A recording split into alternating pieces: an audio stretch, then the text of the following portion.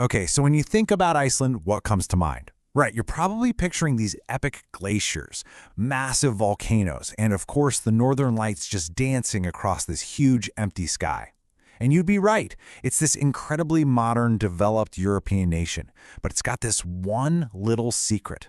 A missing piece of its identity, really, that tells a pretty fascinating story about where it's been and maybe where it's going. So today, let's unravel the mystery of Iceland's missing trains. And yeah, that's the big question mark, isn't it? Iceland has absolutely no public railway system. Now, think about that for a second. We're talking about a country roughly the size of, say, Hungary or Bulgaria. Both of those places are just crisscrossed with thousands of kilometers of train tracks. But Iceland? Nothing. Zero. It's a place where you can drive the entire epic 1,300-kilometer ring road and you will not cross a single railway line. So the question isn't just why, it's how is that even possible? Now, you might be thinking you've already got this figured out. I mean, there are a handful of very logical, very sensible reasons that pop up, and honestly, they seem to explain the whole thing perfectly. So let's start there. Let's dig into the conventional wisdom, the story that everyone usually tells. First off, there's the population. It's tiny.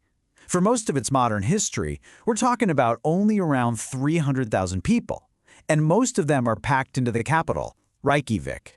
Then you've got the weather, which is, well, it's brutal. And the terrain? It's a constant battle with snow, ice, volcanoes, lava fields. Just trying to build and maintain tracks would be a monumental, crazy expensive challenge. And finally, you have the car. Icelanders fell hard for the automobile. That famous ring road became the nation's lifeline, its main artery. So it really does seem like an open and shut case, right? But what if I told you that all of this is just the tip of the iceberg? Because here's the twist. The real story of Iceland isn't about an absence of trains at all. Oh no! It's about a hidden history of steam and steel and diesel that completely flips the script on everything you thought you knew. So get ready to discover a side of Iceland you probably never ever knew existed. We're about to go digging and uncover this secret railway history that's been hiding in plain sight this whole time. Now, these weren't some grand public network connecting the whole country, but they were very real, fully functioning railways that actually played a critical role in how the country developed. This timeline just reveals this fascinating, kind of sporadic history. It's not one continuous story. We have three totally distinct railways, and each one was built for a very specific industrial job. First up, you got the most famous one, the steam-powered Reykjavík Harbor Railway, which ran for a solid 15 years in the early 20th century. Then you have this tiny, manually operated railway on a farm. And believe it or not, much more recently, a modern diesel railway was built for a massive hydroelectric project. And this table here really highlights just how purpose-built these lines were. So the Reykjavík Harbor Line, that was a 900-millimeter narrow-gauge railway. All that means is the tracks were closer together than standard ones, which is perfect for smaller industrial jobs. Its whole purpose was to haul massive rocks for the city's breakwaters. The Karonuka Railway was even more specialized. It was a temporary line running deep inside tunnels to service these gigantic boring machines. And the Farm Railway? Super simple, a hand-push system for moving goods around. None of them were for you or me, but they prove one absolutely crucial point. Building railways in Iceland was entirely possible. And get this, these railways were powered by these magnificent real-deal locomotives. The Harbor Line had two German-built steam engines that were actually from the 1890s, and they even had names, Pioneer and Minner. After the railway shut down in 1928, both were saved. Today, you can actually see Pioneer beautifully preserved in a museum. Meanwhile, Minner stands as an outdoor monument right in Reykjavík, this silent steel testament to a chapter of history that almost everyone's forgotten. But you know, this hidden history wasn't without its own drama. Oh no, Iceland's railways had their fair share of mishaps. The country's very first railway accident happened way back in 1913 when a big boulder fell and derailed Minor.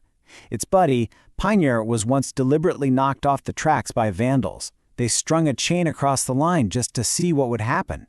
And as recently as 2004, Iceland had its first ever head-on train collision when a passenger train full of workers hit a cement train inside one of those construction tunnels. So these weren't just lines on a map, they were dynamic and sometimes pretty dangerous operations. You know, uncovering a secret railway history in a country that's famous for having no trains, that is exactly the kind of surprising story we just love to share here. So if you enjoy these deep dives into the things you thought you knew, you should definitely subscribe so you don't miss what we uncover next. Okay, so if they could build these industrial railways, that just makes the real question even more urgent, right? Why? Why did the dream of a public, nationwide train network just never get off the ground? Well, the answer, as it so often is, comes down to one crucial thing: timing. So, Iceland essentially missed the train. Literally. The great railway age of the 19th century, that period when the rest of Europe was getting connected by this huge web of steel, it just completely passed Iceland by. The country was still largely agrarian, focused on farming. By the time it really started to industrialize and actually had the resources to think about a major transport network, a brand new technology was roaring onto the world stage: the automobile. Iceland basically leapfrogged straight from the horse and cart to the car and the bus. And look, this wasn't for a lack of trying. There were serious plans on the table, a real vision for a connected Iceland on rails. Back in 1906, officials proposed a line connecting Reykjavík to the town of Selfoss. Then in the 1920s, they did new surveys, and the city plan for Reykjavík even included a multi-platform train station. I mean, you can almost picture it, can't you? But by 1931, the dream was officially dead. The government decided that building a national road network was a better investment, and all the plans for a public railway were just abandoned. But, you know, history has a funny way of coming full circle. After nearly a century of being shelved and forgotten, the dream of an Icelandic railway has been reignited, and it's being fueled by a massive boom in tourism and the growing pains of traffic and congestion in the capital. So, at the very forefront of this new railway dream is something called the Lava Express. This is a really ambitious project. The vision is for a high-speed rail line that would just shoot across the lava fields, connecting the international airport at Keflavík to the main bus terminal right in downtown Reykjavík. And the big promise of the Lava Express? It's transformative. It's all about speed. The proposed line would be running it up to 250 kilometers per hour. That would slash the 50-kilometer journey down to just 15 minutes. It's a really compelling vision of a more connected, more efficient Iceland. But it is far from a done deal. And this quote right here, it just reveals the deep skepticism that's surrounding the whole project. See, while the developers have pitched it as a privately funded venture, a lot of Icelanders are wary. As this Reddit user points out, passenger railways almost never pay for themselves.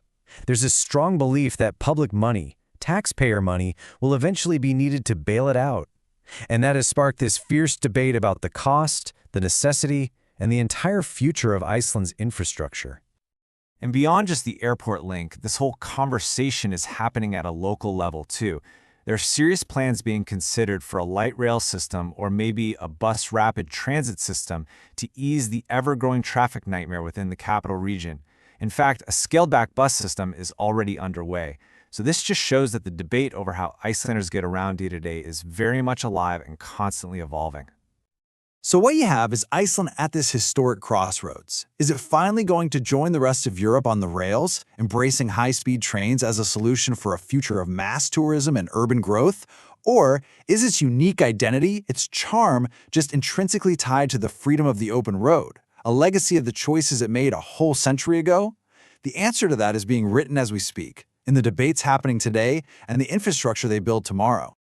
From a hidden history of steam engines to a potential future of high-speed rail, the story of Iceland's relationship with trains is just a fascinating journey. If you want to keep exploring all the surprising stories that shape our world, make sure you're subscribed. Thanks for watching, and we'll see you in the next explainer.